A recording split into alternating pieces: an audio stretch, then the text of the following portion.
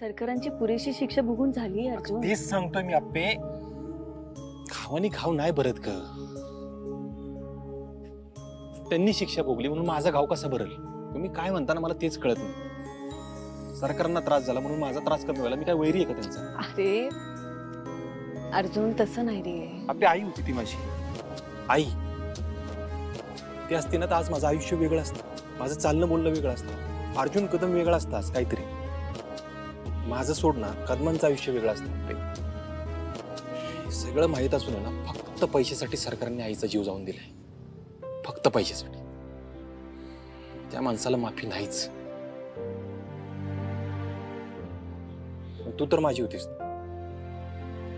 अर्जुन हे बघ, या विषयावर आपलं खूपदा बोलणं झालंय आणि मी जे काही केलं त्यामागचा माझा हेतू कधीच वाईट नव्हता. असं लागते ज्या जखमा अशा खोलवर रुतल्या गेल्यात ना, नाही ग भरून येत. अर्जुन काही कोडी न सुटण्यासारखी असते. बरं मला सांग, मी आता काय करू जेणेकरून मी तुझा विश्वास परत मिळवू शकेन?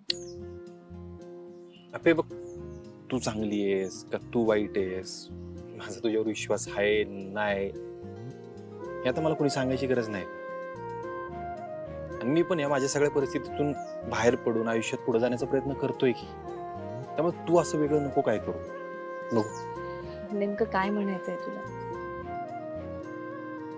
आपले काही जखमा न भरून येण्यासारखे असतात, उपचारांनी नाही भरून येत. त्यांना तसंच सोडायचं असतं, वेळ भरून काढते त्यांना. आणि इथून पुढे काही झालं तरी तू माझ्याशी खोट नको बोल, मला नाही सहन होणार. प्लीज.